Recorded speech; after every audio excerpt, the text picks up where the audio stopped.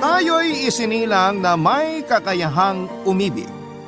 At ito rin ang dahilan kung bakit tayo bumabangon tuwing umaga ng may ngiti sa mga labi.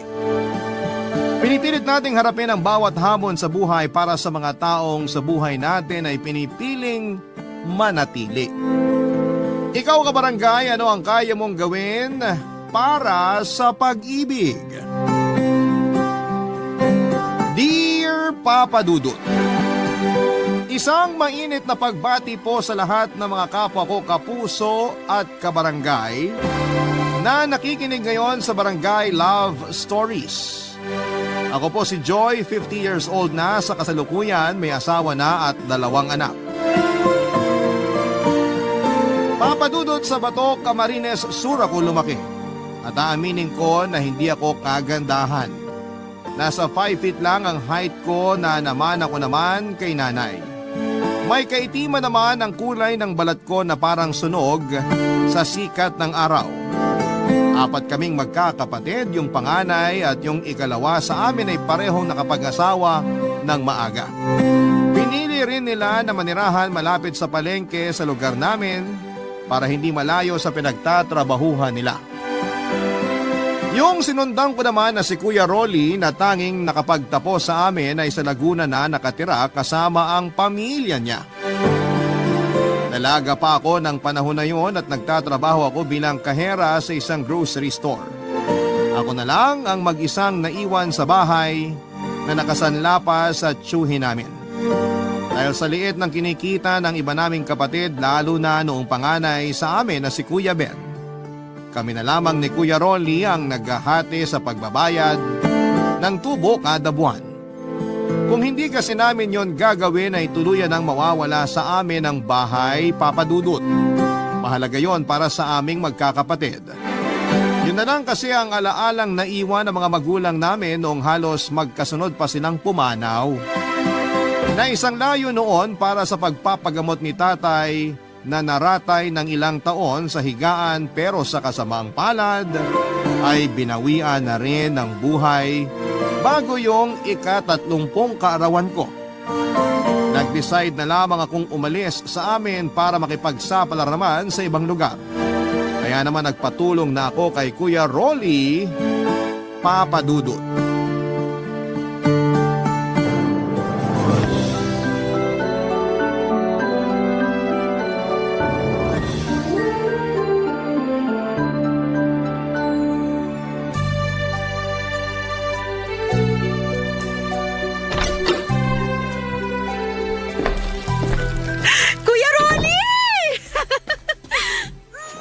Grabe ka, Joy!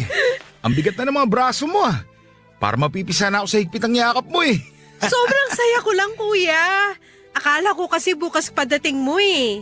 Nag-iimpake pa lang kaya ako ng mga gamit ko. Ngayon talaga yung uwi ko para masurpresa ko kayong 3. Ito nga pala, may mga pasalubong ako sa inyo. O ito, may buko pa dyan. Espesyal yan sa Laguna. Salamat, kuya. Sarap nito. Mamaya pala, pupuntahan ko sina kuya para sabihin na nandito ka na. O sige, kamusta naman dito sa atin? Ganun pa rin. Baku-baku pa rin yung kalsada, tapos marami pa rin chismosa na walang magawa sa buhay kundi pag-usapan yung buhay ng may buhay. Ano ka ba? Hindi ako interesado sa mga tao rito. Tsaka nakita ko naman yung itsura ng kalsada. Kayong 3 ni na kuya, kamusta? Okay naman sila. Nakakaraos kahit papano. Minsan nag-aabot din ako ng pera kay Kuya Ben. Minsan kasi matumal yung pasada ng tricycle, lalo na ngayon, maulan. Walang pasaherong makuha. Di tulad sa grocery na may pasok pa rin, umulan man o umaraw. Hindi ko na nga sila inoobliga na mag-ambag sa bayad sa bahay eh. Pasensya ka na kung ikaw nang umako sa pagbabayad nito mga huling buwan. Nagkasakit na naman kasi yung panganay ko eh. Malaki rin yung nagastos namin sa ospital. Hindi naman ako nagre-reklamo. Naiintindihan ko naman kayo. Kaya nga gusto ko makaalis para makahanap ng mas magandang trabaho. Yung bang mas malaki yung sahod. Yung ba talagang dahilan? Ay, isa na yon. Teka, bakit tinatanong mo pa ako eh? Mukhang alam mo rin naman yung sagot.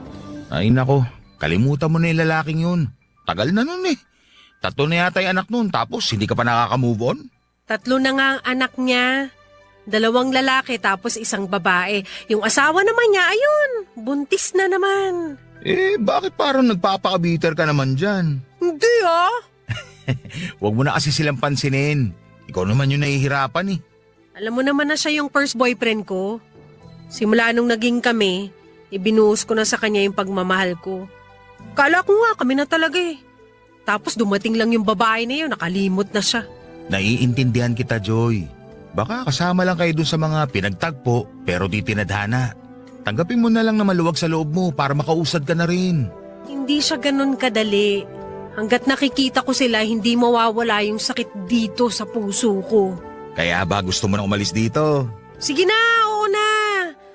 Pero gusto ko rin maiba yung mga nakikita ko. Hindi yung dito na lang umiikot yung mundo ko. Parang wala namang asenso dito eh. Kaya nga ako nandito para sunduin ka. Siguradong matutuwa yung ate mo tsaka yung mga pamangkin mo. Ang liit pa nila nung huli mo silang makita. Namimiss ko na nga yung mga pamangkin ko. May mapapaiyak na naman ako nito. Kayo naman kasi, sa malayo pa kayo tumira. Doon kasi ako nabigyan ng magandang oportunidad eh. Nga pala, tuloy na tayo pa Laguna bukas ng umaga, no, kuya? Oo, 2 araw lang kasi yung paalam ko sa trabaho. Naku, dapat pala magpaalam na ako sa mga kaibigan ko rito. Baka magulat sila kung basta na lang ako mawawala. Sabihan mo na rin sina kuya na dito na maghapunan mamaya. Maaga kasi tayo luluwas bukas para makaiwas sa traffic. Oo kuya, sila muna pupuntahan ko bago yung mga kaibigan ko. Dadaling ko na rin tong buko pie para matikman na nila. Teka, di ba may nasabi ka sa akin nung tumawag ka? Tungkol yun dito sa bahay eh. Ay, isa pa nga yun, kuya. Sabi raw kasi ni Chong, kailangan na nating tubusin tong bahay kasi kung hindi, ibebenta na raw nila. Ha? Ganon? Bakit biglaan naman? Narinig ko kasi sa mga pinsan natin na hindi okay yung trabaho ni Chong sa ibang bansa. Kailangan daw nila ng pera. Hindi yun tama. Malino yung usapan noon. Saka hindi naman tayo pumapalis sa pagbabayad ah. Panggigipit na yung ginagawa nila. Yun nga rin iniisip namin ni na kuya. Ay, teka, dito ka muna. Ako nang kakausap kay Chang. Mabuti pa nga kuya, baka sakaling mapagbigyan pa tayo. Hindi pwedeng mawala sa atin tong bahay. Oo sige, susubukan ko.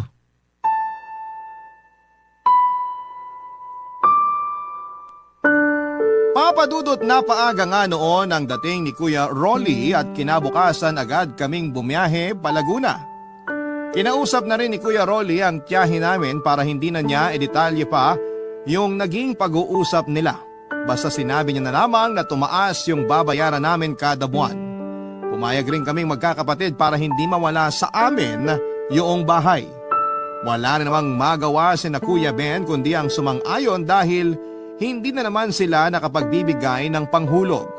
Kaya naman kinabukasan ay maaga na kaming lumuwas pa Laguna. Naghanap na agad ako ng mapapasukang trabaho kahit 1 linggo pa lamang ako noon sa bahay ng kapatid ko. Ayoko kasing maging pabigat sa kanya lalo na't alam ko na medyo kinakapos din sila noon dahil sa anak niyang pabalik-balik sa ospital. At hindi pa rin matukoy ng doktor kung ano ang sakit na meron ito. Maswerte naman akong natanggap sa isang kabubukas na tapsilugan malapit sa bahay ni Kuya Rolly. Nilalakad ko na lamang yon para makatipid sa pamasahe kahit papaano. Ang maganda pa roon ay libre ang pagkain namin. Tumagal naman ako ng 1 taon sa tapsilugan na yon bago ako umalis dahil sa naging kaalitan ko sa trabaho. Muli ako naghanap ng ibang trabaho pero hindi rin naman ako nagtatagal. Kung hindi kasi si Sante ako. Ako mismo yung umaalis. Madalas akong magkaroon ng kasagutan at kaaway sa trabaho. Hindi kasi ako puwapayag na basta na lamang kaya kayanin ng kahit na sino kaya ako lumalaban. Palagi nilang pinagdidiskitahan ang itsura ko.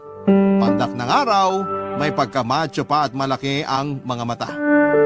May kadaldalan din ako na maala-armalite ang dating na siyang kinakairita ng ibang tao sa akin.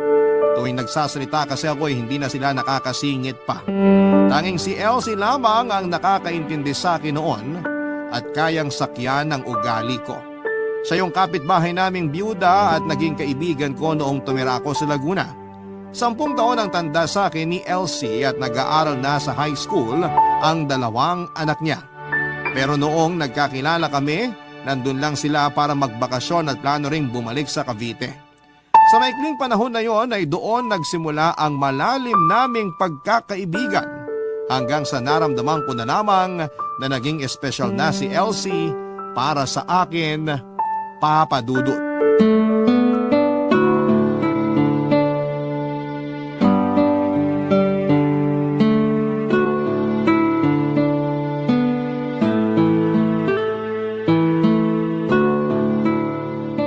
Umalis ka na naman sa trabaho? Ano na naman bang nangyari? Hindi ko na kasi nagugustuhan yung ginagawa nila sa akin, kaya pinagsabihan ko. Kaso ayun, ako na naman yung lumabas na masama. Sana hinayaan mo na lang sila. Kahit saan naman kasi may mga ganong klase ng tao. Mamimihasa yung mga yon kung lagi na lang hahayaan. Sus! Tignan mo nga kung ano nangyari sa'yo. Ay, maghahanap na lang ako ng ibang trabaho. Huwag na nga natin pag-usapan yun. Pag-usapan na lang natin yung tungkol sa atin. Ano naman yung tungkol sa atin? Yung sinabi ko sa'yo nung isang araw. Na gusto mo ko? Baka nababaitan ka lang sa akin. Buti kung hindi ko alam kung ano yung nakaraan mo. Kung di ka naniniwala, bigyan mo ako ng pagkakataon na patunayan sa'yo. Bata ka pa nga. Hindi mo pa alam ang sinasabi mo. Bata ka dyan! 32 na, bata pa rin sa'yo. Kita mo yung mata mo? Lumalaki na naman. Di ka talaga mabiro. Mata ko na naman nakita mo. Wala ka rin pinagkaiba sa mga dati kong katrabaho na laging pinipintasan tong mga mata ko, pati itsura ko. Hoy, grabe ka. Hindi na ba kita pwedeng biruin? Ay, siya nga pala. Hiring sa amin. Baka gusto mo mag-apply. Baka naman hindi ako matanggap dun. Subukan mo lang mag-apply. Ayaw mo bang magkasama tayo sa trabaho? Siyempre gusto ko, kaso di ba sa Cavite yung trabaho mo? Ang layo naman kung dito pa ako uwi sa Laguna. Apply ka muna. Saka mo na isipin yung tutuluyan mo. Kung sakaling matanggap ka, pwede ka naman sa apartment ko tumira. Hati na lang tayo sa lahat ng gastusin. Parang gusto ko yung naisip mo na magkakasama tayo sa isang bahay Tinatawa-tawa mo dyan. Di pa yun sigurado. Di ka pa nga nag-a-apply eh. Madali na lang yun. Kumpleto naman ako sa requirements eh. Lagi ata atong handa. Kapag nagkatrabaho ka na ulit, sana naman. Pigilan mo yung pagiging maiinitin ng ulo mo. Wala naman sa akin yung problema eh. Nasa iyo na rin kasi pinapatulan mo sila. Pag-aralan mong habaan ng pasensya mo. Madadala mo yun kahit saan ka mapunta. Sige, para sa'yo gagawin ko. Hindi ko naman kasi gusto makipag-away eh. Pinipilit lang nila ako para matanggal sa trabaho. Uy, alam mo naman pala eh. Okay, sige na. Magtitimpi na ako sa susunod. Dapat lang. Ang hirap kaya mag-apply ng trabaho ngayon. Kailan pala ako pwede mag-apply? Sa Lunes na. Sumabay ka na lang sa akin pang umaga ako noon. Ngayon pa lang nagpapasalamat na ako sa'yo. Akala ko kasi matatagalan na naman ako bago makahanap ng trabaho eh. Basta ha, yung bilin ko sa'yo. Opo! Wag lang puro opo, gawin mo. Sabagay, makakasama mo naman ako. Mamomonitor ko yung kilos mo dun.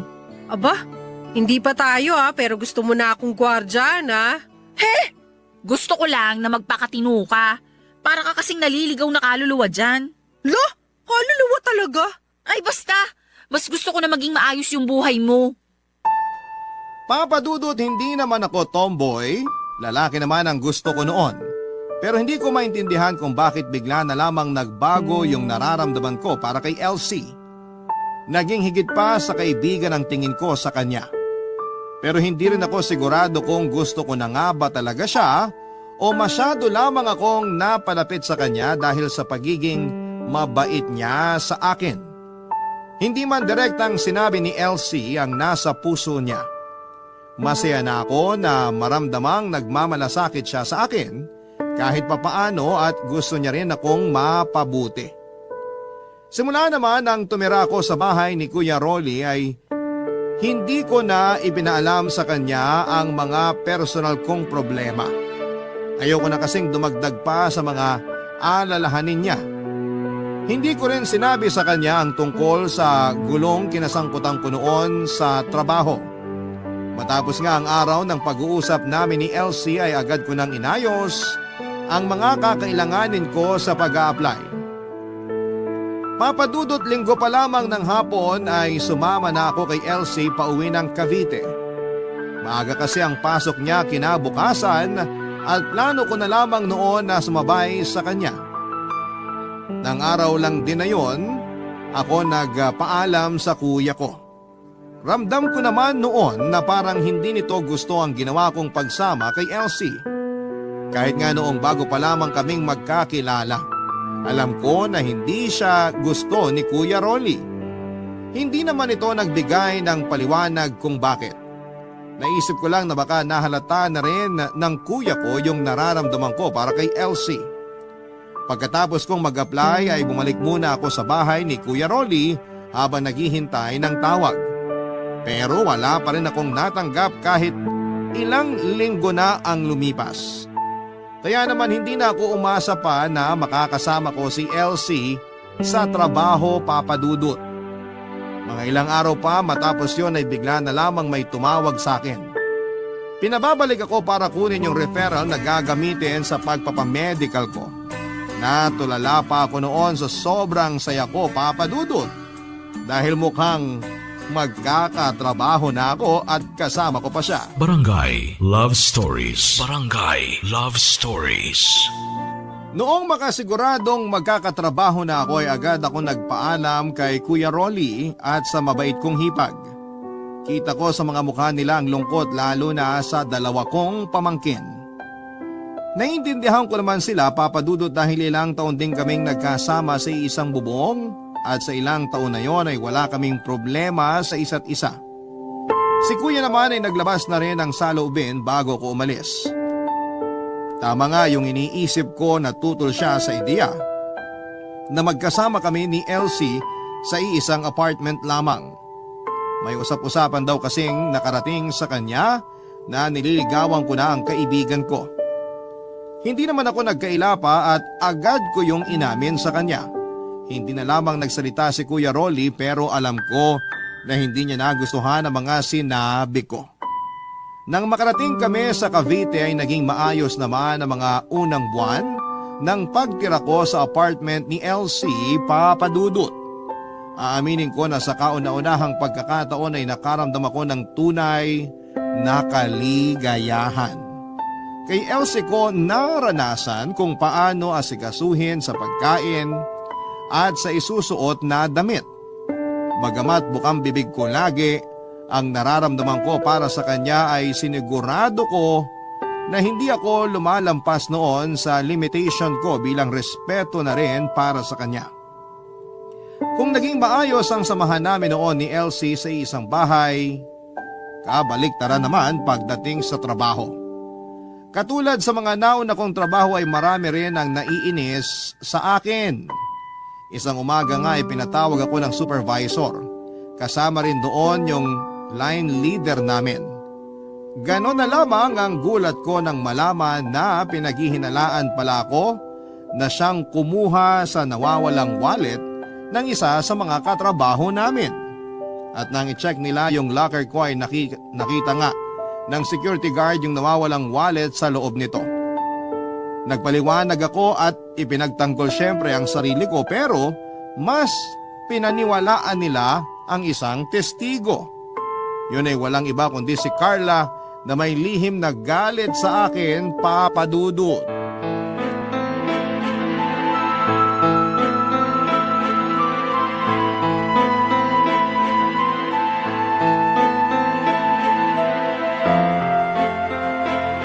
Hoy, Carla! Anong ginagawa mo dito sa locker room? Di ba pinatawag ka? Wala pa akong sinasabi pero mukhang guilty ka na agad. Halata sa mukha mo, oh.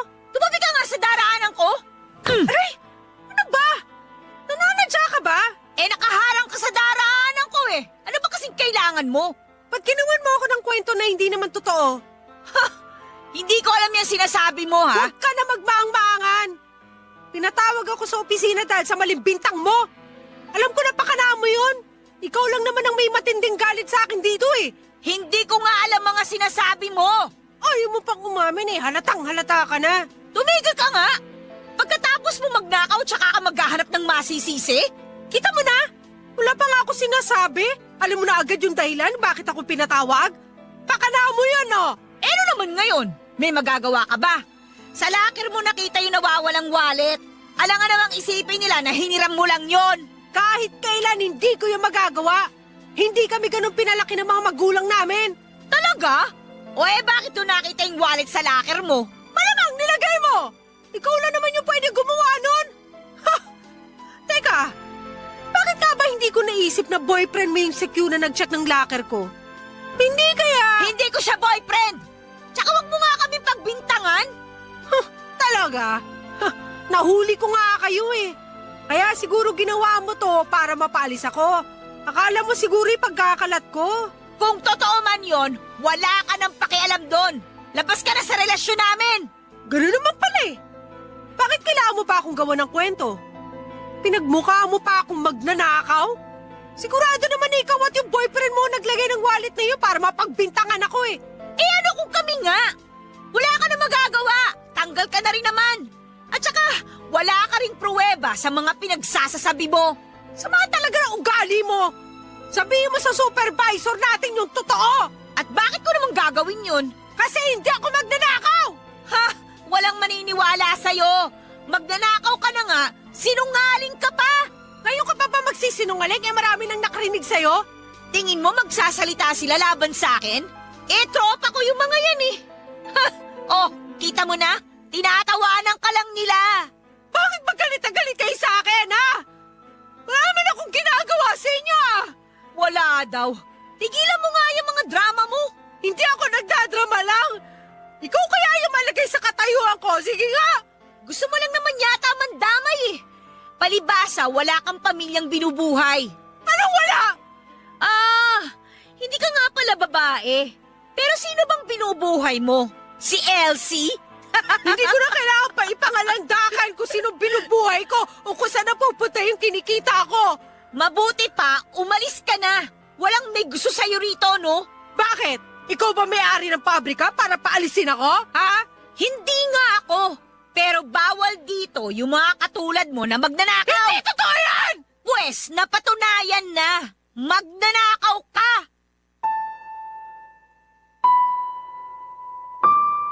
Kahit na anong pigil ko noon sa sarili ko, Papa Dudut, ay hindi na ako nakapagpigil na sampalin si Carla. Basta na lamang nagdilim ang paningin ko dahil sa bintang niya. Sabi naman ng mga nakakita ay nagpagulong-gulong pa raw kami sa sahig sa loob ng locker room at makailang beses kong isinalya si Carla. Hindi ko na maalala ang iba pang ginawa ko sa kanya, dala ng matinding galit. Nang muli kaming pinatawag sa opisina ay tahimik na lamang ako sa isang tabi at hinayaan ko na lamang na magsalita sila laban sa akin. Pakiramdam ko na mga oras na yon ay wala na akong karapatang pang magsalita dahil hinusgahanan nila ako kaagad. At kahit na anong sabihin ko ay wala na rin namang maniniwala sa akin. Kung nandun lang sana si Elsie kahit papaano ay magkakaroon ako ng kakampi. Ang kaso'y hindi siya nakapasok ng araw na yon dahil may lagnat ang anak niya. Pero sa huli hindi na rin nagreklamo pa si Carla. Umalis ako sa pabrika na iyuko ang ulo. Pagdating sa gate ay kinapkapan muna ako ng gwardya bago pinalabas. Habang naglalakad papunta ng sakayan ay panay ang agos ng luha ko, Papa Dudut. Para kung batang naghahanap ng kakampi ng mga oras na yon. Pakiramdam ko ay kriminal ang tingin nilang lahat sa akin. Dahil sa mga nangyari parang tinamad na akong maghanap ng bagong trabaho. Hindi ko rin sinabi kay Kuya Rolly ang pagkakatanggal ko sa pabrika. Marami na kasi siyang iniisip, kasama na ang bahay namin sa probinsya. May konting ipon pa ako noon kaya naisipan ko na lamang na magtinda ng ihaw-hihaw sa harap ng apartment para hindi ako maging pabigat kay Elsie. Ayoko rin kasi na may masabi ang mga anak niya tungkol sa akin, lalo na tutol din ang mga yon sa pagsasama namin sa iisang bubong. 3 buwan na ako noon sa pagtitinda ng ihaw-ihaw. May pagkakataon na malakas at meron din namang araw na sobrang hina. Katulad ng araw na yon, maaga kong tinapos ang pagtitinda dahil maliban sa malakas ang ulan. Wala rin namang bumibili maliban sa mga kapitbahay. Pero hindi ko akalain na yung araw din na yon ang maglalapit sa akin sa isang panibagong opportunity, Papa Dudut.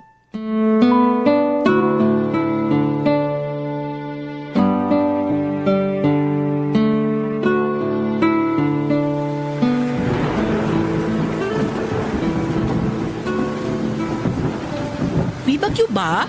Lakas ng hangin at ulan eh. Kaya nga eh, may kulog at kidlat pa. Pero sabi sa balita, habagat lang daw. Sino nga pala yung kausap mo kanina? Ah, yung pinsan ko na nagtatrabaho sa Hong Kong. Yung kinakwento ko sa'yo na British yung mga amo.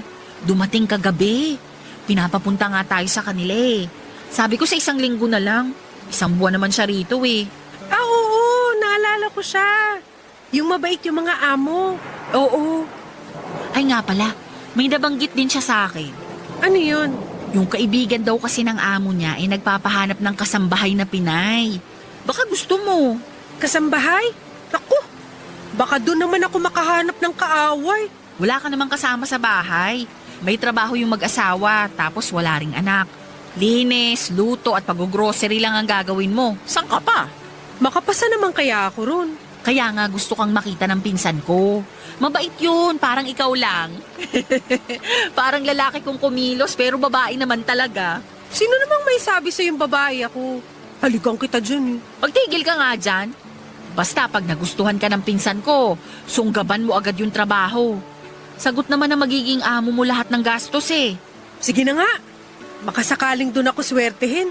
So swertihin ka na talaga. Yun na yung kapalit na mga pangit na nangyari sa'yo. Eh paano ka? Mag-isa ka na lang dito. Minsan pa naman eh, nahihilo ka dahil sa pagtaas ng presyon mo. Ay, wag mo akong intindihin. Nandyan naman yung mga anak ko eh. Pwede naman ako magpasama sa bunso ko. Salamat ha. Hindi mo ako iniwan kahit marami ako naging problema. Malaking tulong yun. Ano ka ba? Ikaw nga tong marami nang naitulong sa akin. Lalo na sa pera. Mas inuuna mo pa nga akong tulungan kaysa sa kapatid mo eh. Kahit nagalit na sila sa'yo noon, hindi mo kami iniwan. Kaya dapat lang na ibalik ko yung kabutihan mo.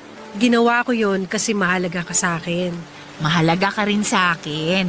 Para nakaya kitang kapatid. Yun lang ba talaga? Ay nako, gusto kong magkaroon ka pa rin ng sarili mong pamilya.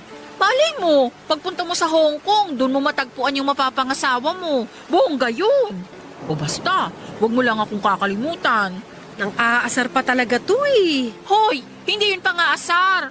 Sana talaga doon ka na makahanap ng mapapangasawa. Trabaho yung ipupunta ko ron, hindi paghahanap ng asawa, no? Eh malay mo nga, hindi natin masasabi yung magiging kapalaran mo sa Hong Kong. Huwag ka mag-alala. Sinabi ko sa pinsan ko maayos kang kasama sa bahay. Talagang ibinenta mo na ako sa pinsan mo, ha? Siyempre naman. Gusto ko kasing makapunta ka sa Hong Kong. Para kapag nandun ka na, saka ako ikukwento sa mga katrabaho natin yung magandang nangyari sa'yo. Okay, ikaw ang bahala. Basta ako, wala na akong pakialam sa kanila. Papadudot ng makaharap at makausap ako ng pinsan ni Elsie ay may mga tinanong lamang siya sa akin. Tapos ay sinabihan na ako mag-asikaso ng mga kakailanganin ko sa pag-alis. Ang sabi pa niya ay huwag daw akong mag-alala dahil mabait ang mga magiging amo ko. Ang kaso, ang gusto raw ng mga ito ay kamag-anak niya lang din yung kukuning kasambahay. Kaya naman pagdating namin sa Hong Kong ay nagpanggap na lamang kami na magpinsan. Papadudot, wala namang naging problema sa mga papeles ko at mabilis din akong nakakuha ng passport. Pagkatapos ng 2 buwan ay nakaalis kaagad ako noon papunta sa Hong Kong. Pero nagpaalam muna ako kay Kuya Rolly bago tuluyang umalis. Tumawag din ako sa 2 ko pang kuya na nasa probinsya namin. Baka sa tono nila ang excitement na makakapunta ako sa ibang bansa. Hindi pa nga ako nakakaalis ay nanghihingi na agad sila noon ng pasalubong na ikinatawa ko na lamang. Hanggang sa dumating na nga yung araw ng pag-alis ko. Halo-halo ang nararamdaman ko noon habang papunta pa lamang kami sa airport. Sina Kuya Rolly at Elsie ang naghatid sa akin. Parang gusto ko na ngang mag-back out noon dahil pakiramdam ko. ay hindi ko kakayanin ang mag-isa. Lalo na't malayo ako sa mga mahal ko sa buhay. Ngunit tuwing sumasagi naman sa isipan ko, yung masasamang nangyari, yon ang nagtutulak sa akin na ituloy ang pag-alis. Hanggang sa makasakay ako ng eroplano. Naroon pa rin ang takot ko sa bagong landas. Natatahakin ko. Sa kabilang banda ay natutuwa din naman ako kahit marami ng pangit na nangyari sa buhay ko noon. Kundi dahil sa maling bintang sa akin ay hindi ako matatanggal sa pabrika. At hindi rin darating ang panibagong opportunity na dala ng pinsan ni Elsie. Doon ko napagtanto, Papa Dudut, na minsan ay may mga bagay rin na nawawala at kailangan ko ng bitawan. Nang sa ganon ay mayakap ko yung mas malaki pang biyaya na darating sa buhay ko. Barangay Love Stories. Barangay Love Stories. Mabilis na lumipas ang isang taon kong pagtatrabaho sa Hong Kong, Papa Dudut. Totoong mabait ang mga amo ko at magaan lang ang naging trabaho ko. Malaki ang bahay nila pero madali rin namang linisan. May sarili akong kwarto doon kaya nagkaroon din ako ng privacy. Inaamin ko, Papa Dudut, 1 buwan pa lamang ako noon sa Hong Kong pero parang gusto ko nang umuwi ng Pilipinas. Hindi po biro ang homesickness na naranasan ko ng panahon na yon. Gabi-gabi akong umiiyak at tumatawag kay Elsie kahit nasa trabaho pa siya. Mabuti na lamang at mabait at maunawain ang mga naging amo ko kaya binigyan nila ako ng panahon para makapag-adjust. May mga pagkakataon pa rin naman na nalulungkot ako at namimiss ko ang Pilipinas pero tiniis ko na lamang yon para kahit papaano ay makatulong ako sa mga kapatid ko. Ako na rin yung umako sa buwan ng hulog para sa bahay namin sa probinsya. At minsan pa nga ay nagsabi ako kay Elsie na gusto ko siyang padalhan pero mariin siyang tumanggi. Bukod sa pagtanggi niyang yon sa inaalok kong tulong, naramdaman ko na rin, Papa Dudut, ang unti-unti niyang pag-iwas sa akin. Naging madalang na ang pagsagot niya sa mga tawag ko kaya hindi ko maiwasang magtaka tuwing tumatawag ako noon sa bahay nila. Yung bunsong anak na niya ang laging sumasagot. At kapag tatanungin ko kung nasaan si Elsie, iisa lang ang laging sagot nito. Hindi raw nito alam. Akala ko noon ay wala na talaga siyang balak na kausapin ako pero nagulat na lamang ako nung siya na mismo ang tumawag sa akin, Papa Dudut.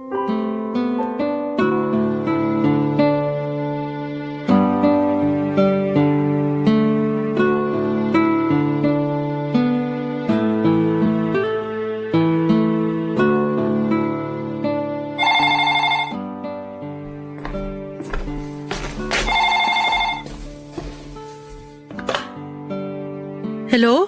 Hello, Joy! Ako to si Elsie! Kumusta?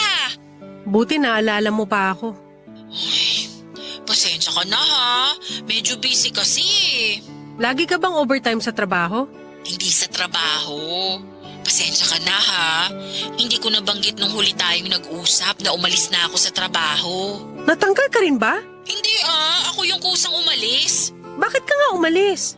Patapusin mo muna ako sa pagsasalita kasi. Ang bagal mo kasi magkwento. Ano ba kasing nangyari? Okay naman ako. Gusto ko lang talaga mag-resign sa trabaho. Kasi alam mo naman na hindi ko na rin kaya yung panggabi. Saka yun din ang gusto ng mga anak ko. Yan lang ba ang sasabihin mo? Kilala kita, Elsie. Meron pa nga. Pero sana, lawakan mo yung pangunawa mo. Alam mong mahalaga ka sa akin. Sabihin mo na kasi, pinapakaba mo ko eh. May boyfriend na ako. Tulad ko, wala na rin siyang asawa. Byudo na. Anong sabi mo? Pasensya ka na kung nabigla ka sa sinabi ko. Okay lang ako, pero tama ba yung narinig ko? Oo, sana maunawaan mo ko. Kasundurin niya yung 2 kong anak. Paano na tayo? Diba, pinaliwanag ko na sa'yo yan dati pa. Alam kong pusong babae ka pa rin. Naguguluhan ka lang sa totoo mong nararamdaman. Akala ko pa naman pag uwi ko, tayo pa rin. Kaya ba ayaw mong tanggapin yung pera na gusto kong ibigay sa'yo? Alam mong hindi ko kailangan yung pera mo. Mas gusto kong mag-ipon ka o itulong mo na lang yun sa mga kapatid. Matagal na ba kayo? Bago lang. Kinikilala pa lang namin yung ugali ng isa't isa. Kapag sinaktan ka niya, magsumbong ka lang sa akin. Ako nang bahala. Oo ba? Ikaw yung unang makakaalam pag sinaktan niya ako. Yun lang bang dahilan kung bakit mo ko tinawagan? Oo. Tsaka gusto ko rin kumustahin yung kalagayan mo dyan. Hindi ka na ba naho-homesick? Minsan. Pero sanay na rin. Nagbababad na lang ako sa panonood ng TV kapag wala nang gagawin. Hindi naman mahigpit si na madam. Nabanggit nga pala sa akin ng pinsan ko na niyaya ka niya sa tambayan ng mga kapwa OFW nyo dyan pero ayaw mo naman daw sumama. Alam mo namang hindi ako mahilig gumala kahit nung nandyan pa ako sa Pilipinas. Tsaka parang may trauma na ako eh. Baka doon pa ako makahanap ng kaaway. Ayoko na. Dito na lang ako. Sa bagay. Basta kapag gusto mong mamasyal dyan, tawagan mo lang daw siya. Nabanggit nga rin niya sa akin yan nung dumalaw yung mga amo niya rito kasama siya. Tsaka may mga Pinay din naman sa mga kapitbahay namin dito eh. Kaya may nakakausap ako minsan. Mabuti naman at kahit paano may nakakausap ka dyan. Oo nga eh. Teka, bakit matamlay ka pa rin? Ano bang gusto mo na maging reaksyon ko? Kakasabi mo lang na may boyfriend ka na. Huwag ka nang magtampo. Pag uwi mo, ipapakilala kita sa kanya. Hindi na ako uuwi dyan. Uy, parang kang bata.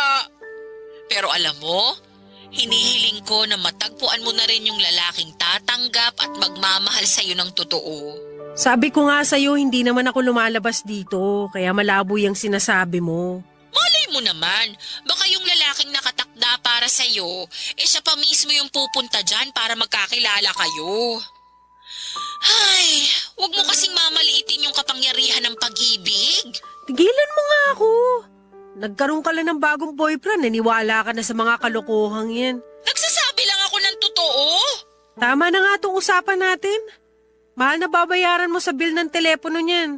Okay lang, minsan lang naman ako tumawag eh. Sige na, ako na lang tatawag sa susunod. Ingat, bye. Papadudot na lungkot ako sa ibinalita ni Elsie pero hindi na ako gaanong nasaktan. Siguro'y dahil kahit noong nasa Pilipinas pa lamang ako ay matagal ko nang tinanggap na magkaibigan lamang kami ni Elsie at hindi na lalampas pa roon. Inabala ko na lamang ang sarili ko sa ibang bagay para hindi ko na siya maisip pa. Sinunod ko na rin ang payo ng pinsan niya na lumabas at pamasyal naman para hindi ako laging nakakulong sa bahay ng mga amo ko. Hanggang sa dumating na nga ang araw na parang nagdilang anghel si Elsie. May dumating kasing bisita habang abala ako noon sa pagpupunas ng mga sapatos. Napatingin ako noon sa wall clock sa sala.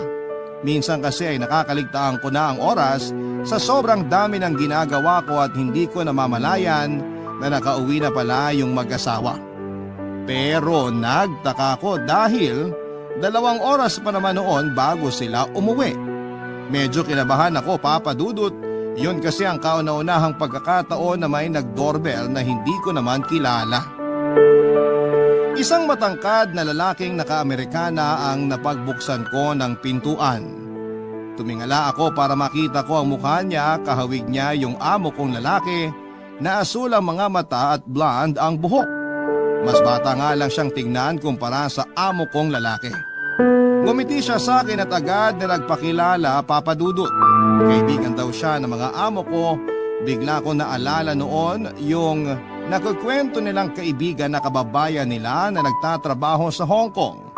Nagdalawang isip ako noon na papasukin siya pero sa huli ay pinatuloy ko pa rin. Pagdating naman ng mag-asawa ay sakalang nila sinabi na nakalimutan nilang ibilin sa akin na darating ang kaibigan nila para doon na maghapunan. May 1 linggo na rin noon ang lumipas nang muling bumalik ang kaibigan ng mga amo ko. Oliver daw ang pangalan niya. Nung una ay napapadalas lang ang paghahapunan niya roon hanggang sa halos araw-araw na ang naging pagbisita niya. At ang nakakagulat pa ay may dala siyang bulaklak para sa akin. Kahit na hindi ako masyadong tuwid sa pag-iingles ay naiintindihan ko naman ang mga sinasabi niya at nakakasagot ako kahit halos mamilipit na nga ang dila ko noon. Dahil sa lagi niyang pagdadala ng regalo at bulaklak ay hindi ko na rin naitago noon ang nararamdaman kong kilig, Papa Dudut. Lalo na noong ipagpaalam niya sa mga amo ko yung paglabas namin tuwing day off ko. Dahil ayaw ko na ring magpakipot pa ay sinagot ko na nga si Oliver makalipas lamang po ang isang buwan. Gusto ko sanang ilihim muna sa pamilya ko ang relasyon namin pero nang magkausap kami ni Kuya Rolly, napansin niya na may kakaiba sa boses ko, Papa Dudut.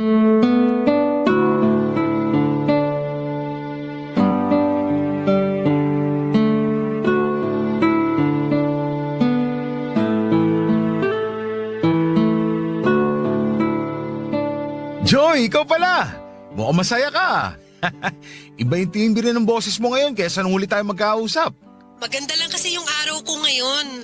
Ay, hindi pala. Lagi nang maganda yung araw ko. Bakit? May nagpapaganda na ba ng araw mo? Wala ah. Wala daw. Alam ko na meron kang di sinasabi sa amin. Pero okay lang kung ayaw mo sabihin. Sino ba naman ako? Kuya mo lang naman ako. Grabe ka, kuya. Tampo agad. Naririnig mo ba yung tawa mo? Kakaiba talaga eh. Kuya naman eh. Pati tawa ko pinapansin mo pa. Sige, hindi na kita pipilitin kung ayaw mong sabihin. Basta kung ano man o sino man yung nagpapasaya sa'yo dyan, masaya ako para sa'yo. Salamat, kuya. Alam ko naman na sasabihin mo yan eh. Ang totoo niyan, meron talaga. May tiwala naman ako sa desisyon mo kung sino yung gusto mong makasama. Huwag lang sana sa kapwa mo babae. Pero kung yun talaga ang gusto mo, hindi na ako tututol pa. Huwag ka mag-alala, kuya.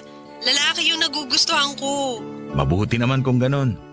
May bala ka ba na ipakilala siya sa amin? Oo naman, kuya. Tatapusin ko lang yung kontrata ko sa amo ko tapos uuwi kami dyan. Paano nga pala kayo nagkakilala? Di ba, halos hindi ka naman lumalabas dyan? Hindi nga. O edi paano nga kayo nagkakilala? Kaibigan siya ng mga amo ko. Pumunta siya rito para dalawin yung mag-asawa kaya kami nagkakilala. Di ba British yung mga amo mo? British din siya? Ganun na nga, kuya. Ano naman reaksyon ng mga amo mo sa relasyon nyo? Okay lang naman sa kanila. Basta hanggat hindi natatapos yung kontrata ko, tuloy pa rin yung trabaho ko. Eh yung boyfriend mo, ano yung sabi sa pagtatrabaho mo sa mga kaibigan niya?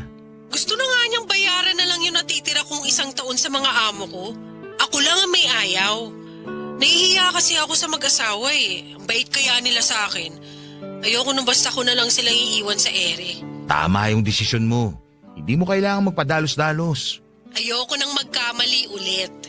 Kung sakali man ay hindi kami nakalaan para sa isa't isa, at least sinubukan ko ulit buksan yung puso ko sa isang lalaki. Naks! Joy, ikaw ba yan? Ako to, kaya! Ako to! Para kasi binago ka na ng pagpunta mo dyan sa Hong Kong eh. Iba ka na magsalita. Parang hindi na ikaw yung Joy na kapatid ko ah. Hindi Hong Kong yung nagpabago sa akin, kundi yung mga karanasan ko sa buhay. Ay, wala na akong masabi. Basta, ikaw pa rin yung bunso ng pamilya. Okay lang ba na bangkitin ko sa dalawa pa nating kuya yung tungkol sa boyfriend mo? Oo naman! O siya, hihintayin na lang namin yung pagbabalik mo kasama siya. Ingat ka dyan. Hindi rin natuloy ang una kong plano na umuwi pagkatapos ng 1 taon. Matapos kasi ang kontrata ko sa mga amo ko ay agad na nagaya ang boyfriend ko na magpakasal na kami, Papa Dudut. Agad ako nagbuntis noon at naging maselan pa ang kalagayan. 2 taon na noon yung panganay namin nang umuwi ako ng Pilipinas para magbakasyon. Ipinakilala ko na rin sa mga kapatid ko ang napangasawa ko at naging maayos naman ang una nilang paghaharap. Muli rin kaming nagkita ni Elsie na masaya na sa bago niyang buhay. Nang makita nga niya yung asawa ko at nalaman niya kung papaano kami nagkakilala, nagkatawanan na lamang kami dahil nagkatotoo yung mga sinabi niya noon. Natuwa naman ako dahil nanatili pa rin kaming magkaibigan kahit pareho na kaming may sariling pamilya. 1 buwan lang kaming nagbakasyon sa probinsya namin at bumalik na rin kami ng Hong Kong. Dinalaw ko lang ang mga kapatid ko at binisita yung bahay namin na ng mga panahong yon ay sa awa ng Diyos ay tapos na naming matubos at pinapa-renovate na. Sa ngayon, Papa Dudut, ay masaya at payapa ang buhay namin dito sa Hong Kong. Halos hindi nga ako makapaniwala na parang kailan lang ay nandito po ako bilang isang kasambahay. Hindi ko rin akalain na darating ako sa punto ng buhay ko na makakabuo rin ako ng sarili kong pamilya. Masaya pala, Papa Dudut. Kaya hindi ko pinagsisihan na nakipagsapalaran ako sa kabila ng naging takot ko noon. Hanggang dito na lamang po ang kwento ko at sana po ay nakapagbigay ng inspirasyon sa iba kahit na sa pamamagitan lang ng kwento ng buhay ko. Iisa nga lang ba talaga ang mundo? O meron pa itong katulad na hindi natin nalalaman? Ganon ba man pag sinabi nating dalawang mundo, ibig sabihin ang lugar na ginagalawan natin ay magkaiba. Ang pwede at hindi pwede. Ikaw, kabarangay, nasubukan mo na bang magkaroon ng dalawang mundo? Dear Papa Dudut, magandang araw po sa inyo. Ako po si Landon, 30 years old na po ako sa ngayon. Pero ang kwento ko po ay nangyari sa akin 10 taon na ang nakakaraan. Maaga po akong naulila sa mga magulang ko. Ang nanay ko po ay sa sakit at ang tatay ko naman ay sa isang aksidente sa trabaho. Naiwan po nila sa akin ang bahay na ipinundar nila at ang halaga ng insurance na bigay ng kumpanya ng tatay ko. Naubos na po ang perang naiwan nila pero nagamit ko naman po yon sa mga importanteng bagay. Nagamit ko para maituloy ang pag-aaral ko noong high school hanggang sa makagraduate. Wala po akong kapatid kaya ako lang po talagang nagtaguyod sa sarili ko. May girlfriend po ako, si Molly, kaedad ko po siya. Buhay pa naman po ang parehong magulang niya kaya may suporta siyang natatanggap. Pero hindi din naman po siya galing sa marangyang pamilya. Kaya sapat lang po ang kita ng tatay niya para pantustos sa pangangailangan nila. Alam din naman po ni Molly na hirap na din ang tatay niya. Kaya gusto niyang makatulong sa kanyang tatay. Noong nasabi niya sa akin na gusto niya din magtrabaho ng part-time ay sakto din naman po. Kasi matatapos na ang kontrata ko sa pinagtatrabahuhan ko bilang kontraktual lang naman po ako dahil nga po sa part-time job lang. Kaya nag-usap kami na sabay na kaming maghanap ng trabaho. Inantay niya na lamang ang ilang araw na matapos na ang kontrata ko saka po kami naghanap ng trabaho sa mga job opening. Mabuti na lang po at madali na ngayon dahil online na ang initial application bago maisalang sa interview. Basta ang ginawa namin ay nag-apply kami pareho sa lahat ng makita namin. Kasabay po noon ay ang dasal na matanggap sana kaming dalawa sa isang kumpanya para magkasama na kami sa pagpasok at pag-uwi. Total naman po ay pareho ang schedule na binigay namin para nga po hindi makasagabal sa pag-aaral namin, Papa Dudut.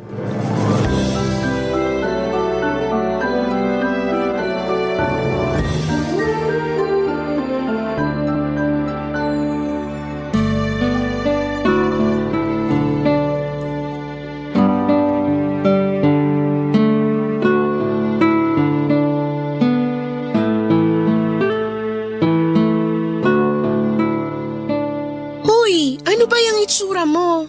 Ha? Bakit? Anong bakit? Abot lupa na yung nguso mo at ang noo mo parang gusot na crepe paper. Grabe ka naman. Lukot na yung crepe paper, ginusot mo pa. Kasi naman, bakit ba kanina ka pa ganyan? Okay naman ako ah. Sus, sa tagal natin magkasama ngayon lang kita nakita na ganyan. Ano bang problema? Wala. Ah, wala ba? Sige, edi wala. Ito naman, nagtatampo pa. Paano hindi ako magtatampo? Pinaglilihiman mo na ako. Wala naman ah.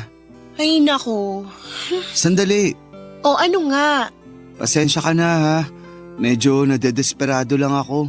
Bakit? Patapos na ang kontrata ko. Ang huling sweldo ko sa 1 buwan na. Matapos nun, wala na. Natatakot ako na baka magkaproblema ako sa mga bayarin sa bahay. Tapos ilang buwan na lang, Kailangan ko ng bayaran ng loan ko sa eskwelahan.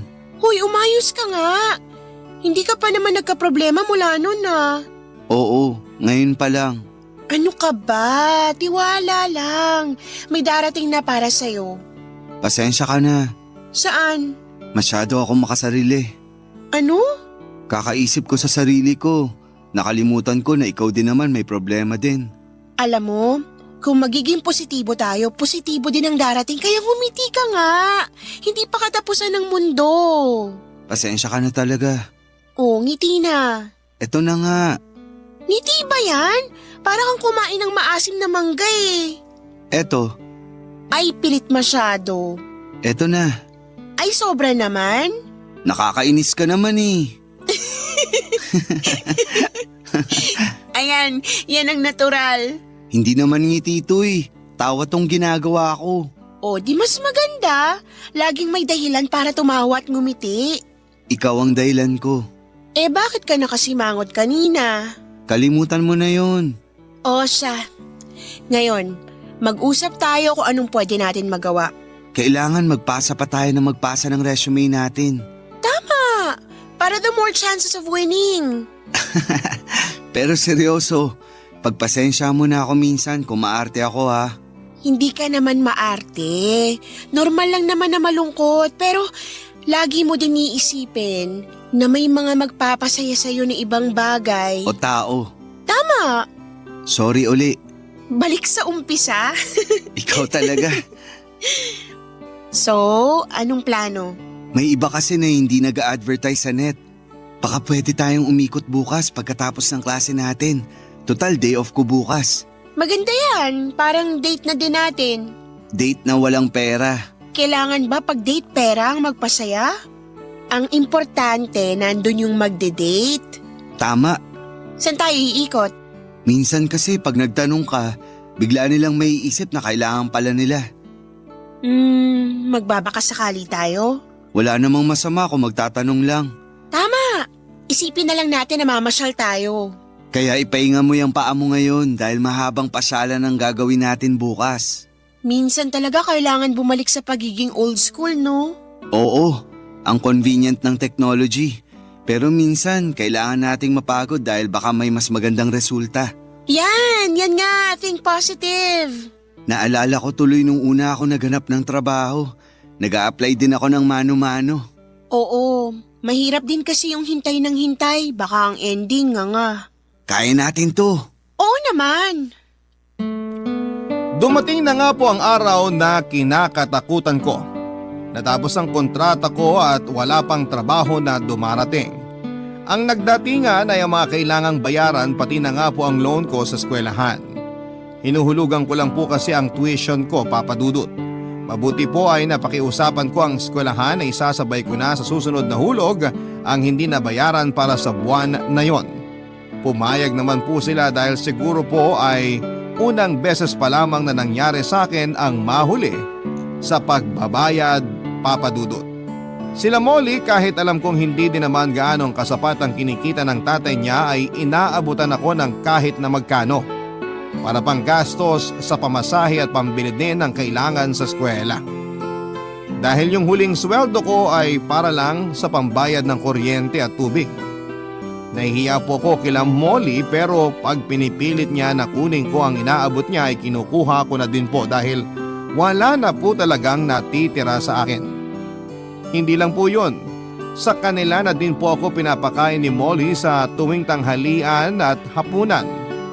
Sobrang hindi ko na po talaga alam kung ano ang gagawin ko, Papa Dudut, pero napakabait po talaga ng Diyos. Dahil may tumawag sa akin, isa sa mga kumpanya na pinagpasahan namin ng resume, Papa Dudut, sinabi na tanggap na daw ako dahil maganda naman daw po ang credentials ko, ang qualifications at ang background sa pagtatrabaho kaya direkta na nila akong tinanggap.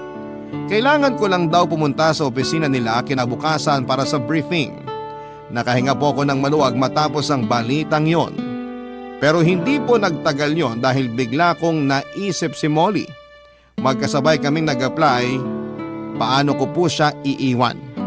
Kailangan ko po ang trabaho pero ayokong sumama ang loob ni Molly. Hindi ko alam kung paano sasabihin sa kanya pero kailangan ko nang sabihin.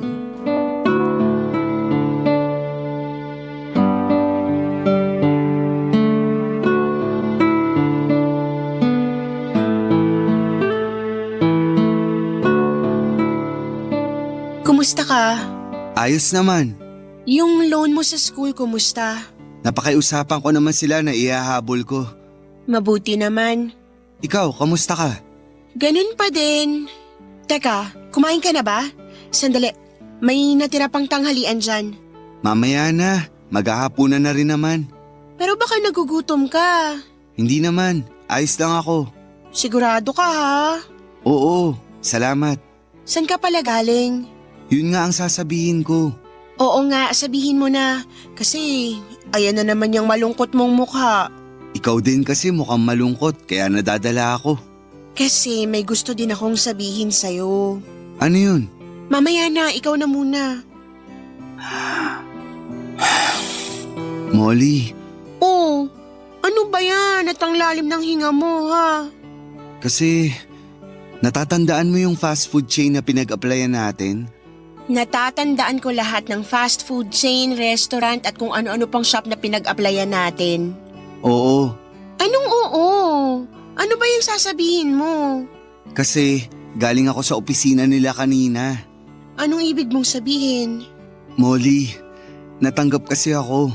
Nagpunta ako sa briefing kanina. Hindi na kita nasabihan. Wala na kasing load ang cellphone ko. Talaga? Huwag ka sanang magalit. Anong wag magalit? Bakit ako magagalit? Hindi ka nagagalit? Hindi no, masaya nga ako. Pero paano ka? Anong paano ko? Okay ako. Okay na okay. Masaya ako dahil natanggap ka. Kinabahan pa naman ako kung paano ko sasabihin yung ibabalita ko. Ano ba yung ibabalita mo? May tumawag na din sa akin kanina yung fast food chain. Pinapapunta din ako bukas para sa briefing. Ha? Salamat Lord! Nakakatawa naman tayo. Hirap na hirap sabihin yung balita, yun pala pareho naman tayong tanggap. Ay, para ako nabunutan ng tinik sa dibdib. Ako kaya, kasi alam ko na mas kailangan mong trabaho tapos ako pa yung natanggap. Siyempre ang hirap nun no. Oo, alam ko ang pakiramdam. Okay daw yung schedule natin. So, sabay tayong papasok sa eskwela at pagkatapos ng eskwela, sabay tayong pupunta sa store at sabay na uuwi. Ang galing nang nangyayari. Ito yung kopya ng kontrata ko. Pinapirma na ako kanina. Tapos start na ako sa Monday. Patingin. Eto, Ha? bakit? Hindi ito yung fast food chain na tumanggap sa akin. Ibig mong sabihin magkaibang kumpanya? Oo. Pero teka, yung branch mo, dun din sa lugar kung nasan yung branch ko? Yung katapat na fast food? Oo, yun nga. Sa kabilang banda, okay pa rin naman pala. Oo, kasi sabay pa din tayo papasok at uuwi. Yun nga lang, magkaiba tayo ng papasukan. Ayos na yan, at least magkatabi lang. Magkatabing magkatabi. Kung hindi ako nagkakamali, ang pagitan lang ng mga store natin, yung maliit na daan papasok sa drive-thru ng store nyo. Oo nga yun. Nakakatawa naman. Pwede tayong magkawayan kasi parehong glass wall yung tapat natin. Oo nga. Ay, pabor pa din talaga sa atin ang nangyari. Salamat naman. Ako kaya kailan magsisimula? Sana Lunes na din para sabay na tayo. Ay, anong oras ang briefing mo bukas sa office nyo? Umaga din ang schedule ko. Sige, sasamahan kita. Punta ka na lang ng mas maaga para makapag-almusal muna tayo dito. Sige. Wala kaming paglagyan ng saya ng hapon na yon, Papa Dudut. Minsan talaga dapat na hindi unahin ang takot dahil hindi naman natin alam kung ano ang magiging katapusan. Masyado ko na stress kakaisip kung paano ko sasabihin kay Molly, napakadali lang pala at ang resulta ay pumabor pa sa aming dalawa. Kahit abala sa pag-aaral ay nagiging masaya para sa amin ang pagtatrabaho dahil magkasama kami. Si Molly dahil unang beses niya pa lamang maging working student ay inalalayan ko. Kasi alam ko yung hirap ng transition sa aralang, ang inaatupag at yung sabayang aral at pagtatrabaho. Hindi naman naging mahirap kay Molly kasi una ay gusto niya naman ang ginagawa niya. Pangalawa ay masaya siya dahil mas nagkakasama kami at pangatlo ay nakakatulong siya sa mga magulang niya. Planadong planado na din ang routine namin buong araw. Mula pagpasok sa umaga hanggang sa pag-uwi sa gabi. Para hindi kami magsawa ay iniiba-iba namin ang ruta namin pauwi at paminsan-minsan ay naglalakad kami para hindi rin kami magsawa. Pag maaga akong lalabas sa duty ko ay pumapasok muna ako sa store nila Molly at doon ko siya hinihintay. Ganon din siya sa akin, Papa Dudut, pero pag madaming tao sa mga stores namin ay sa labas na lamang kami naghihintay para hindi naman nakakahiya na nakatambay kami sa mga stores namin. Pero may hindi magandang bagay ang sasabihin sa amin. Barangay Love Stories. Barangay Love Stories. Papa Dudut, masaya kami sa trabaho namin, sa nangyayari sa amin at sa gawin namin kapag pauwi na. Pero hindi ko naisip na magbabago pala yon dahil sa mga pulisiya ng pinagtatrabahuhan namin. Kinausap ako ng management ng store namin na hindi daw ako pwedeng pumasok o pumunta sa store nila Molly. Kahit tubarin ko pa daw ang uniforme ko dahil para daw mas gusto ko ang produkto nila kesa sa amin. Kahit na anong paliwanag ko ay hindi ito pinakinggan ng manager ko. Sa halip ay mas uminit pa ang ulo niya sa pagpapaliwanag ko. Hindi daw ako pwedeng kumain ng produkto ng kabila habang nagtatrabaho pa ako sa fast food kung saan ako nagtatrabaho. Tinakot pa niya ako na pwede niya akong tanggalin kapag naulit pa ang mga bagay na sinabi niya. Ang pinaka hindi ko maintindihan ay hindi daw kami pwedeng makitang magkasama ni Molly ilang metro mula sa pinagtatrabahuhan namin. Sa makatuwid po ay hindi kami pwedeng magkasabay, mag-usap o magtinginan ni Molly. Kailangan ko po ang trabaho ko kaya sumang-ayon na lamang ako sa kanya. Kaya ng araw na yon ay nag-message na lamang ako kay Molly na sa ikalawang kanto na lamang kami magkita pag uwi. Sumang-ayon naman po siya. Nang magkita kami ay parang ang tagal kong hindi siya nakita dahil nga po sa utos ng manager ng pinagtatrabahuhan ko. Saka kami nag-usap at doon ko lang nalaman na sinabihan din pala siya sa kanila. Pero hindi kasing grabe nang sinabi sa akin ay sinabihan lang siya na huwag papasok sa amin kung naka-uniforme kahit naka-jacket pa ito. Yun lang naman po ang sinabi sa kanya, Papa Dudut.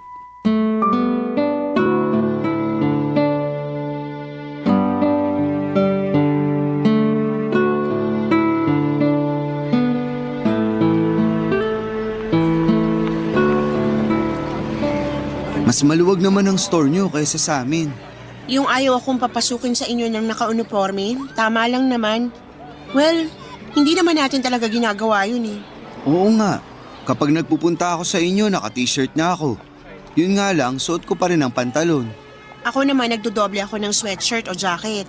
Pero yung sayo, parang paalala lang. Yung sa akin, pagbabanta eh. Pagbabanta? Oo, sabi ng manager namin kapag may nilabag pa raw ako sa mga sinabi niya, tatanggalin niya ako. Naku, sundin mo na lang siya. Pero sobra naman ata yung utos niya. Wala tayong magagawa, kaya sundin mo na lang siya kaysa madamay ang trabaho mo. Ganun na nga siguro. Mag-ingat na lang tayo. Siguro ganun na nga lang, doon na lang tayo sa kanto na yun magkita pag uwian. Doon din tayo maghiwalay kapag papasok na. Pero sandali, kasi ako lang naman ang binawalan ng manager namin na bawal pumasok sa inyo, di ba? Hindi ka naman binawalan ng manager mo na bawal pumasok sa amin. Ang sabi lang, basta hindi ka naka-uniforme. Oo. O, edi pwede kang pumasok sa amin at maghintay. Teka lang, paano sinabi ng manager mo na bawal mo akong tingnan o kausapin? Edi wag tayong magtinginan o mag-usap. Gagawa na lang ako ng senyas pag lalabas na ako. Pwede ka nang mauna at susunod ako. Nakakatakot yan.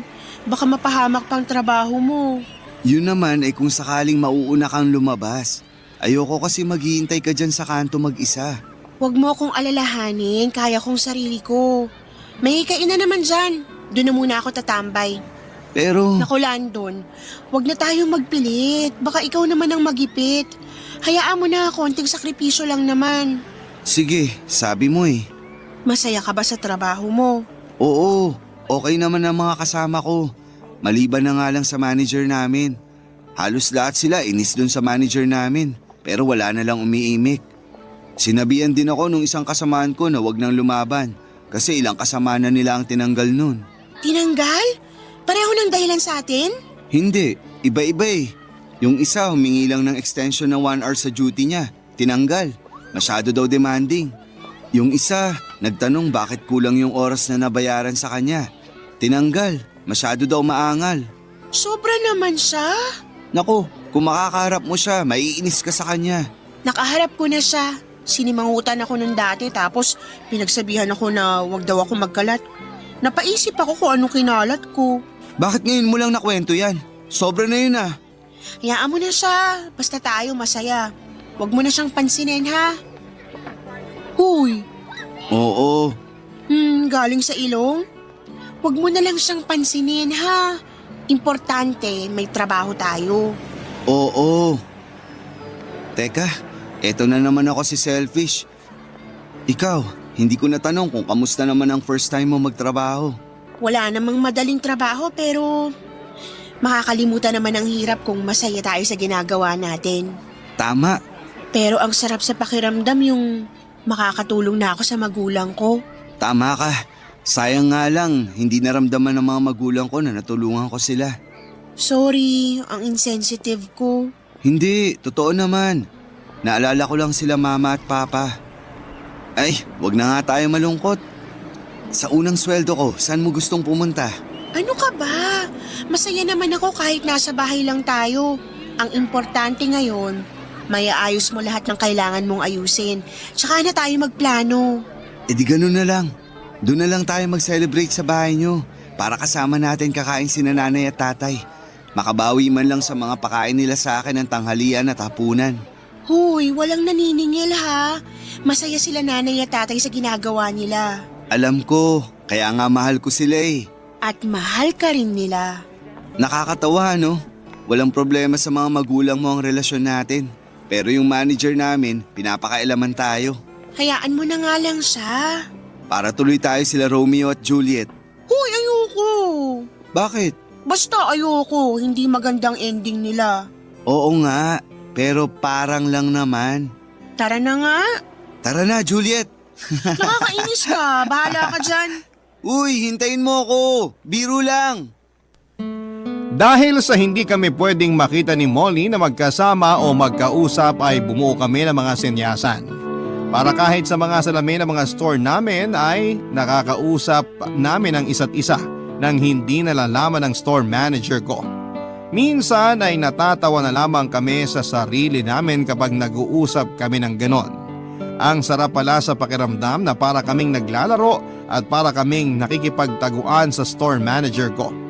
Kahit ang mga kasamahan ko ay hindi alam ang mga senyasan namin. Kaya nagtataka sila kapag minsan ay matatawa ako ng mag-isa. Ang lagi kong depensa ay may naaalala lamang ako. Pero papadudot hindi ko akalain na may magiging masamang epekto pala ang pagsulyap-sulyap namin sa mga glass wall ng store namin. Hindi dahil sa store manager ko kundi para sa aming dalawa mismo, papadudot.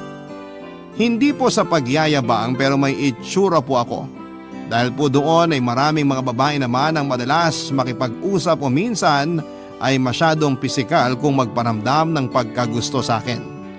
Doon na po nagsimula ang unti-unting pagsiselos ni Molly dahil nakikita niya nga po ang lahat ng nangyayari sa store namin. Dahil nga po sa glass wall na tagusan sa mga store namin, papadudot, hindi naman po silosa dati si Molly. Siguro po ay may psychological effect ang pagbabawal sa amin na magsabay, magtinginan o mag-usap. Kaya ko po nasabi yon ay dahil ako man po ay tinamaan ng pagsiselos kapag nakikita ko na palaging kausap ni Molly ang isa sa mga katrabaho niya. Isang araw na lang ay hindi ako hinintay ni Molly. Pagkalabas niya ay diretso uwi na kagad siya at sa tuwing pupuntahan ko siya sa bahay nila ay natutulog na daw ito. Sa pagpasok sa eskwelahan ay nauuna din siya at hindi ako hinihintay. Sa eskwelahan naman ay lagi siyang nagbabasa at ayaw magpaistorbo. Malalaman ko na lamang na umalis na at pumasok na sa store nila. Isang linggo na ganon kami. Hindi din siya sumasagot sa mga messages ko sa kanya, Papa Dudut. Sabay din po kami ng day off dahil nga po sa schedule na pinasa namin noong nag-apply kami. Kaya umaga pa lamang ay pumunta na ako sa bahay nila, Papa Dudut.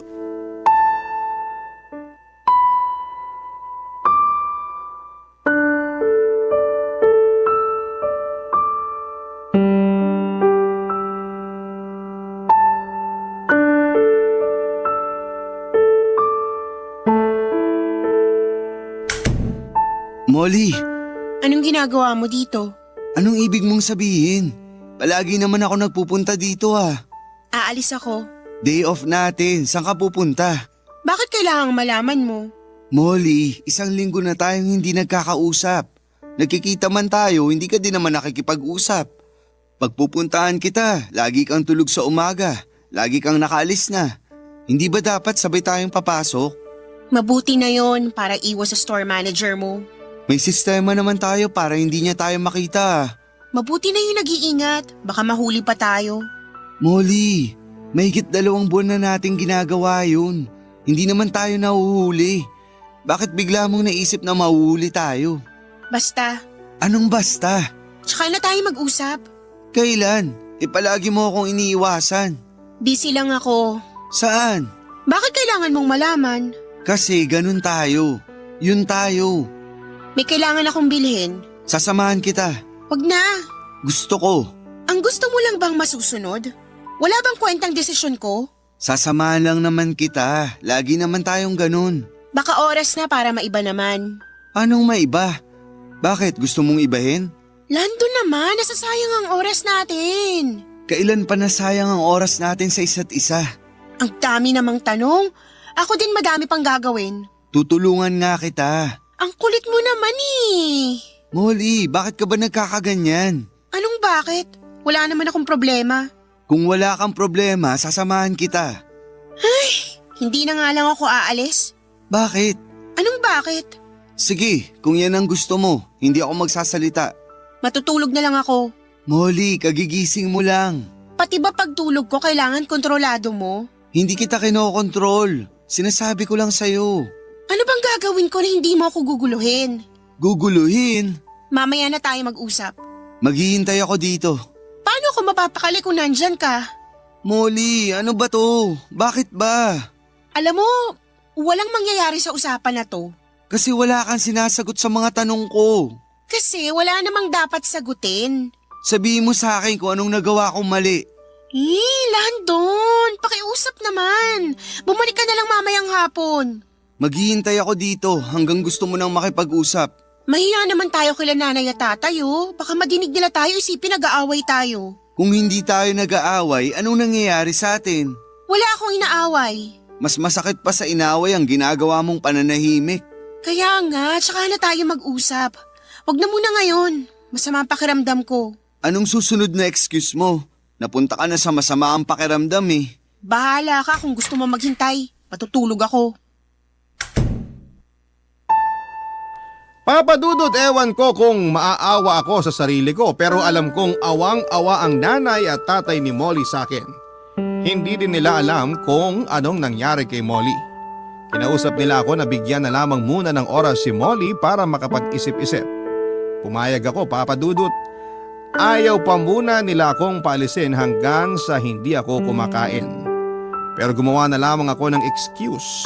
Parang hindi ko yata kayang kumain kung ganon ang nangyayari sa amin ni Molly. Hindi na ako kumain pero mas hindi ako makatulog. Buong magdamag akong nag-isip.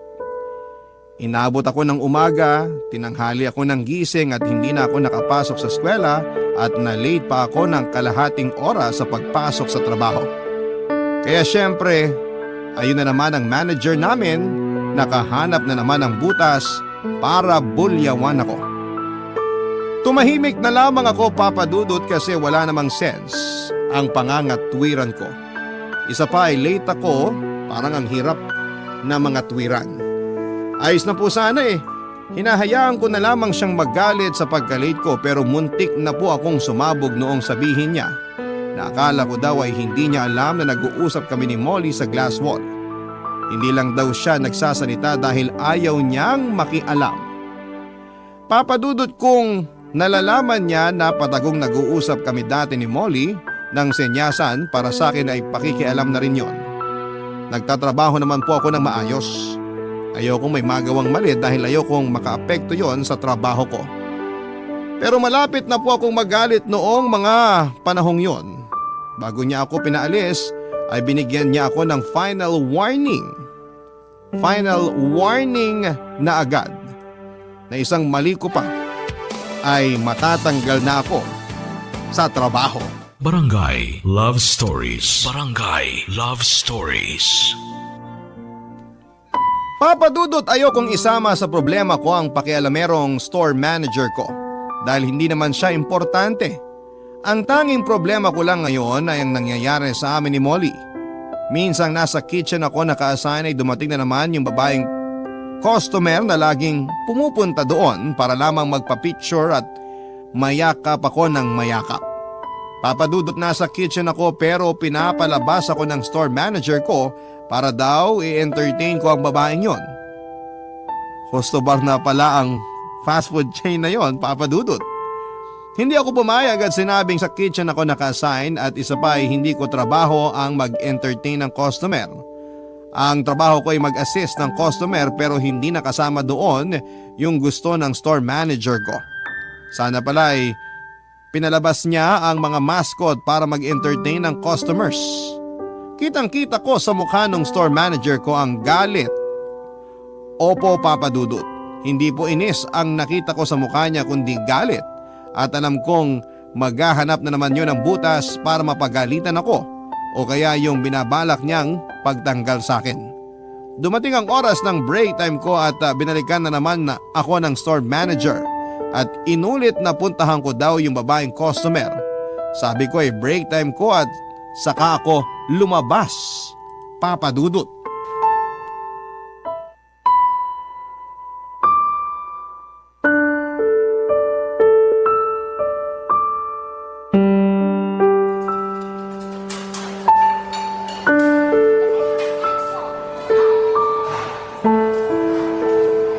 Molly, Anong ginagawa mo dito? gusto kitang makausap. May trabaho ko. Di ba may trabaho ka rin? Break time ko naman. Ako hindi, kaya hindi ako pwede makipag-usap. Sige, alam ko naman na magbe-break ka na rin kaya maghihintay ako. Ano bang ginagawa mo? Hihintayin kita. Nag-iisip ka ba pag nakita ka ng store manager nyo? Hayaan mo siya. Gusto mo bang mawala ng trabaho? Mawalan na ng trabaho, wag lang ikaw ang mawala. Baliw ka na talaga.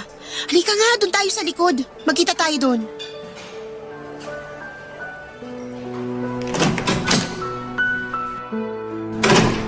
Bakit ba sa oras ng trabaho mo gustong makipag-usap, ha? Bakit hindi? Iniiwasan mo ako. Pagpupuntahan kita sa hapon, pinapasabi mo tulog ka na. Pagsusunduin kita sa umaga, laging nakaalis ka na. Ano bang problema? Tinatanong mo talaga sa akin? Oo, kasi gusto kong marinig sa'yo. Hindi yung pinapatay mo ko sa katahimikan mo. Masaya ka ba? Sa nangyayari ngayon? Hindi. Ako din. Hindi ako masaya sa mga harap-harapan mong pakikipaglandian sa mga babae. Molly, ano ka ba naman? Alam mo naman na hindi ko gagawin yun. Ah, hindi. Kung ayaw mong makita ko, edi ipasimento mo kaya yung salamin nyo. Wala akong ginagawa. Nakikipaglandian ka nga. Kinakausap ko lang sila kasi customer sila. Wow! Dapat ba lahat ng customer niyayakap? Hindi ko sila niyayakap. Kung may nakikita kang ganun, sila ang yumayakap sa akin, hindi ako. Pwede mo namang iwasan. Pero yung store manager ko, pinagsasabihan ako na wag ko raw bastusin ang mga customer. Pag kinakausap daw ako, makipag-usap ako at wag aalis. Ayun, nakahanap ka ng excuse. Buti na lang masama ang ugali ng store manager mo, kaya pwede mo siyang gamitin. Siya talaga ang nagsabi noon. Ikaw din naman, sinabi mo sa akin na wag na lang kumontra sa kanya para hindi madamay ang trabaho ko. Hindi ko alam. Anong hindi mo alam? Bakit hindi mo sabihin na nagsawa ka na din sa akin? Ano bang sinasabi mo? Totoo naman, diba? Saan ba galing yung iniisip mo? Nakikita ko dati na may mga ganung babae na lumalapit sa'yo pero nakikita ko kung paano mo sila layuan kaya malaking tiwala ko sa'yo. Pero ngayon iba na eh. Dahil nga sa store manager ko. Tapusin na natin ang usapan na to. Bakit? Dahil ba naghihintay na yung katrabaho mo? Bakit? Sabay ba kayo kakain? Anong sinasabi mo? Ako, hirap akong umiwas sa mga customer. Pero ikaw, kung makadikit sa katrabaho mo, walang kahirap-hirap. Bastos ka! Napakawalang hiya mo. Molly, sorry. Hindi ko sinasadya. Layuan mo na ako, Landon. Ayoko makita ka kahit kailan. Molly, wag naman ganito. Bitiwan mo ako! Molly, uminahon ka. Bitiwan mo ako! Molly naman. Umalis ka na! Molly! Bumalik ka na sa trabaho mo. Molly, mahal kita. Bumalik ka na, baka malaman ng store manager mo na nandito ka. Molly! Papasok na ako.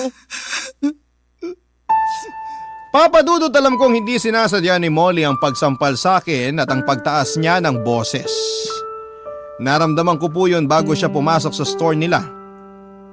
Yun nga lang po halos parang iskandalo ang nangyari dahil may mga taong nasa paligid na napatingin sa amin. Gaya nga po ng inaasahan ay nakarating yon sa store manager ko at walang pakundangan niyang sinabi na huwag na akong pumasok kinabukasan. Kunin ko na lang ang huling sweldo ko sa katapusan ng buwan. Papadudot, napakahalaga sa akin ang trabaho ko. Pero sa totoo lang po ay parang hindi ko iniinda yon nung panahon na yon. Ang lahat po ng atensyon ko ay nasa nangyayari sa amin ni Molly. Para sa akin kung mawawala si Molly parang wala na din namang halaga ang mga ginagawa ko sa buhay. Malaki ang pangarap ko para sa aming dalawa kaya sinabi ko sa sarili ko na kailangan kong ayusin kaagad ang nangyayari at hindi ko maaayos ay bahala na kung anong mangyari. Sobrang depresyon ang naramdaman ko, Papadudot. Ang hirap, ang sakit. Hindi po sa sumusuko ako pero gusto kong makausap si Molly sa huling pagkakataon. Matapos yun ay mananahimik na ako kung ayaw na niya sa akin. Kinabukasan ay naglakas loob ako na puntahan si Molly sa bahay nila. Pinapasok na ako ng nanay niya at nakaupo na lamang ako sa may sofa nila, balisa at hinihintay siya. Nakausapin ako, Papadudot.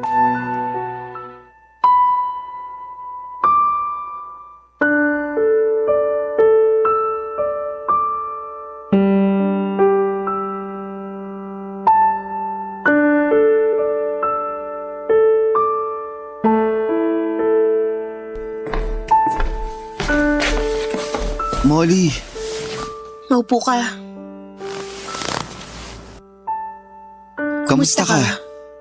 Mabuti naman ako. Ikaw? Hindi totoo yan. Ha? Hindi totoong mabuti ka. Anong totoo, Landon?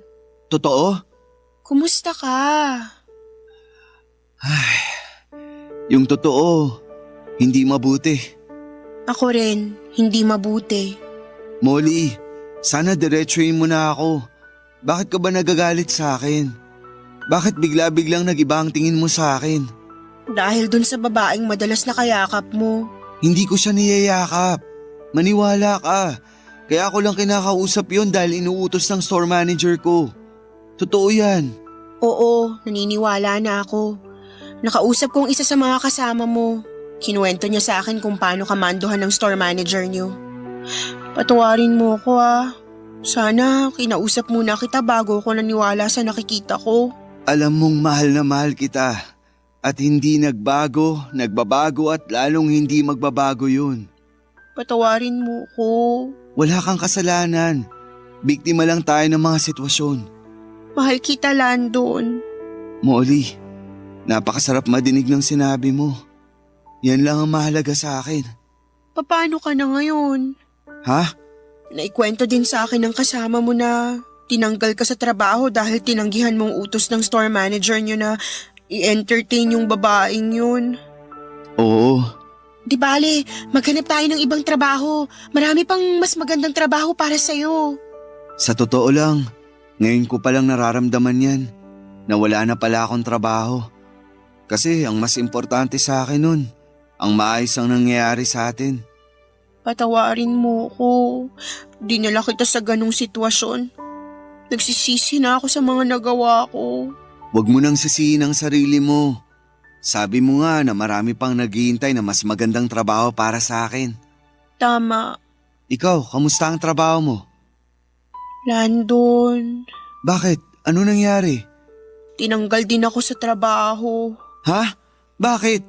Nung araw na napagtaasan kita ng boses, nadinig nung store manager ko sa loob. Nag-iiskandalo daw ako dun pa sa loob ng teritoryo ng trabaho ko at naka-uniforme pa. Sorry, Molly. Oh, wala ka namang kasalanan eh. Ako'y nagtaas ng boses. Isa pa, hindi ko naman dapat ginawa yun. Kaya ako din, mas importante sa akin yung tayo kaysa pagkawala ng trabaho ko. Pero paano ka na? Kaya pa naman. Magsusubok pa din ako na maganap ng trabaho. Sabay tayo. Sasamahan kita. Sige, sana lang wag na maging gaya ng dati. Mas marunong na tayo kaya kaya na natin ang ganong klaseng sitwasyon. Basta sana, wag nating kakalimutan na mahal natin ang isa't isa. Tama ka. Kamusta sila nanay at tatay? Hindi ba kinakapos?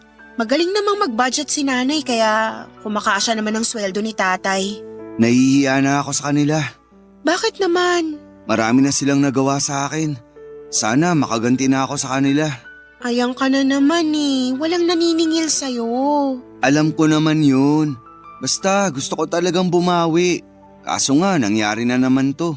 Alin, yung pag-aaway natin o yung pagkawala mo ng trabaho?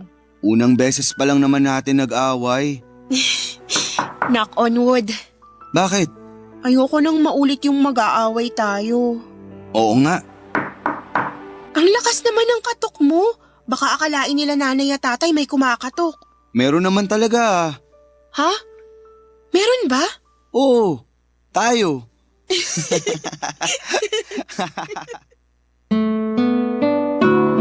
Papadudot, naghanap uli kami ng trabaho ng sabay sa online at sa physical application.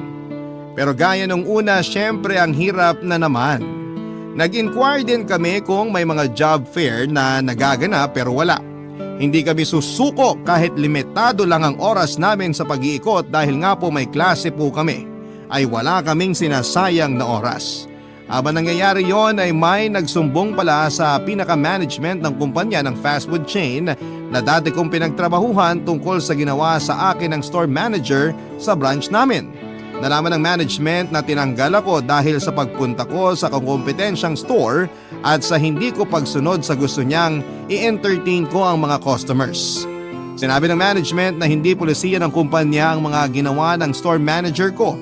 Bukod sa ginawa sa akin ay nai-report din ang mga ginawa niyang pagtanggal sa mga naunang nagtatrabaho doon dahil lang sa sariling batas at kagustuhan ng store manager na yon. Papadudo, tinanggal sa trabaho ang store manager na yon at sa kabutihang palad ay tinawagan ako at ibinalik sa trabaho. Sila pa ang humingi ng dispensa sa mga nangyari sa akin. Pinag-aaralan din nila ang background ko, qualifications and credentials. Nakita nila na pwede na daw pala akong itaas sa posisyon. Papadudot, ako na ang ilalagay sa posisyon ng dating store manager ko.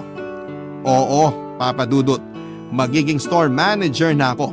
Alam din nila ang sitwasyon ko dahil nag-aaral pa ako kaya willing silang mag-compromise sa schedule para hindi maapektuhan ang pag-aaral ko. Total naman daw ay gagraduate na ako. Isa pa pong bonus ay binigyan ako ng scholarship ng kumpanya kaya libre na ang nalalabing araw ng pag-aaral ko.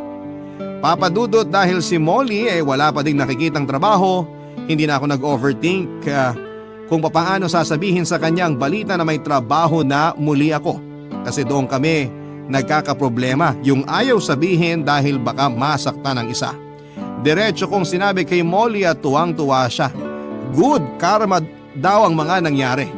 Nagsuggest ako kay Molly na huwag na muna siyang magtrabaho hanggang hindi nakakatapos. Sinabi ko na tutulong din ako sa pag-aaral niya dahil total ay wala na akong gagastusin hanggang makatapos. Kaya na makatapos kami ng pag-aaral ay nagpakasal na kami at nagsama. May 3 na kaming anak sa ngayon at namumuhay ng napakasaya. Si Molly may business na itinayo pero tungkol sa mga damit. Ayaw niya ng negosyong pagkain kasi baka daw maging kakompetensya pa daw ng store na pinagtatrabahuhan ko. Pero biro lang naman niya yon. Ang importante masaya kaming lahat. Tumaas na rin po pala ang posisyon ko at sa opisina na ako ng kumpanya ng food chain nakapwesto bilang regional manager. Salamat po Papa Dudut sa pagbasa sa aming kwento. Malaking bagay po sa aming mga kabarangay na merong programa na katulad ng Barangay Love Stories na pwede naming gawing hingahan ng sama ng loob. Mapagkwentuhan ang mga bagay na hindi namin masabi sa iba. Mabuhay po ang inyong programa at nawa ay magpatuloy pa ang Barangay LS sa pagiging number 1. Maraming salamat po sa inyong lahat.